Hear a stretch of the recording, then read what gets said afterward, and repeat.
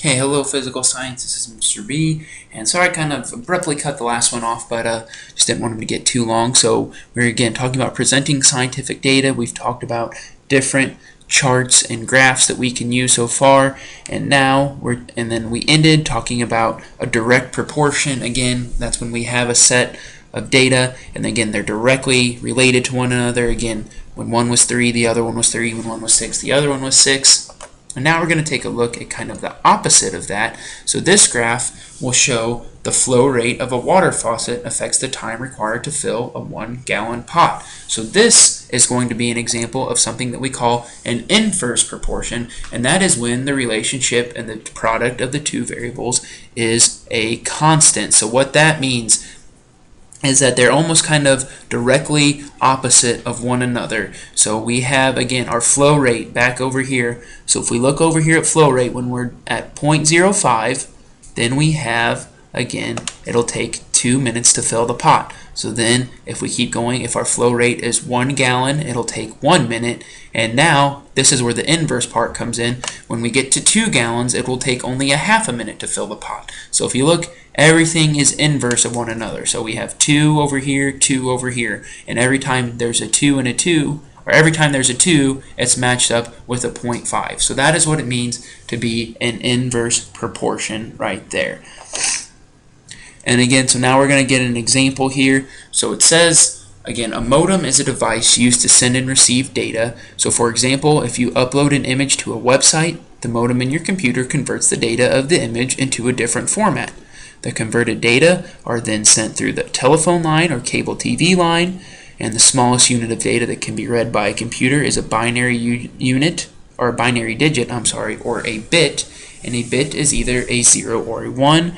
Computers process bits in large units called bytes, and a byte is a group of 8 bits. So that's just basically, again, basic computer talk right here. So the reason why they gave this is because our table shows the data transfer rates for modems that are used in home computers. So again, hopefully you didn't try to write all this down. Again, this is just kind of setting up our sample problem here. And our table shows the data transfer rates for modems used in home computers.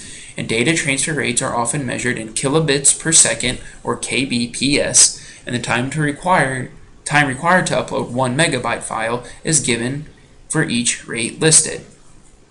So when we have a data transfer rate of 48, it takes again kilobytes per second, I believe kilobits per second. It'll take, again, 167 seconds to upload something that's 1 megabyte, and again that's for dial-up. And then if we have cable, it'll take 21 seconds. If we have DSL, again, you notice it keeps getting bigger. It'll take only 16 seconds to upload that. If we have DSL high speed, it takes only 10 seconds. While then if we have the high speed of cable, which again is 2,000 kilobits per second, it will only take 4 seconds to upload that 1 megabyte picture. So what we can do now is we can make a graph based off of what we just saw. So it says use the data in the table to create a line graph, and then describes the relationship between data transfer rate and upload time. So here is again an example, and maybe we'll do one of these in class where you make your own. But if you notice here, this is really similar to the example that we have. So we have our upload time, which again over here on our x-axis, we have our data transfer over here on our y-axis, and again it just shows us how the upload time again slows down, or again the upload time will decrease as our kilobytes per second increases. So that is how our graph would look. And then if they ask the question, how would doubling the data transfer rate affect the upload time? So again, data transfer rate is right over here. So if we doubled the data transfer rate, so if we make this number bigger, what does it do to this number on the right? And hopefully we can infer that doubling the data transfer rate would have, or basically cut in half, the time it takes to upload our 1 megabyte picture there. So that is again all based off of line graphs.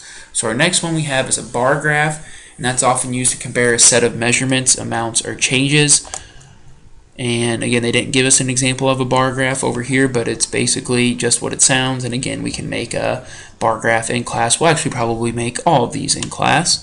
And then circle graphs, these are kind of used if you think of a pie cut into pieces. You have a mental model of a circle graph, and it shows how a part or share of something relates to the whole. So this is the composition of the Earth's crust. So if we did maybe the composition of a human body, it could be something similar. So it just shows the different parts. Again, if the whole circle was filled in, that would mean 100%. But you notice how each one has a different chunk or different percentage there. So that is a circle graph. So we have bar graphs, circle graphs, and line graphs. Line graphs kind of being the one that are most readily used, and again, looking at how things change. And to wrap up, finally, is how we actually communicate our data. Again, after we go through the scientific method, after we use accurate measurements, after we use the right measurements, after we make a graph, how do we actually communicate our data? So we can communicate our results through scientific journals or by speaking at conferences, and they can also exchange information through conversations, emails, and websites. And young scientists can often present their research at science fairs. So there's a lot of different avenues you can take out there. And I kind of skipped over this a little bit too fast, but this is probably the main source of our spreading our scientific knowledge is through the scientific journals or speaking at conferences right there. So I'd make sure I have that written down. Again, that is, if your career is a research scientist, this is how you get your data out there to other people. And our last part here is that peer review is a process in which scientists will examine other scientists' work. So this is a big one right here, peer review. So it encourages comments, questions, and criticism from other scientists, and based on their peers' responses, the scientists who submitted their work for review can then reevaluate how to best interpret their data. So what peer review does is it basically keeps people honest. So if I carry out an experiment, I write up this paper, I make all the charts and graphs that show my findings, I have to send my paper to someone else who is an expert in that field, someone that I most likely will not know, someone that has to be completely anonymous, so they can give thoughtful comments, suggestions, questions, and criticisms from what I worked on. Because again, if I just send it to my best friend, they're just going to be like, oh yeah, that's great, Mr. B, we're going to publish this right away. No, peer review involves kind of an anonymous look in order to get the best, or to make sure that the best information is presented and that the scientists really didn't leave anything uncovered. It's not trying to disprove anybody or anything. It's just a rigorous way to make sure that the scientific data that we are presenting is actually correct. So that is it for Chapter 1 altogether. So let me know if you have any questions.